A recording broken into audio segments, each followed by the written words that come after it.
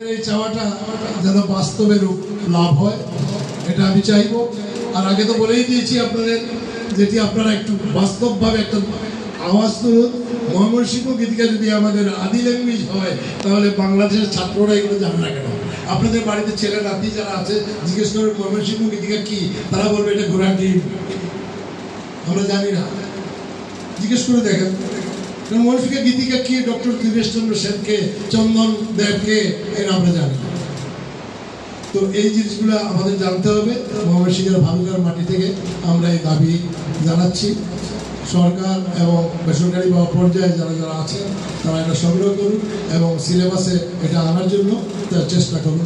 আর আমি এই অনুষ্ঠান আয়োজনের জন্য, আর আমাকে ঢাকা থেকে আমি এসেছি, আমাকে যারা এখানে আমন্ত্রণ জানিয়েছেন সবার প্রতি আমার কৃতজ্ঞতা জানাই। আর খুব শখ ছিল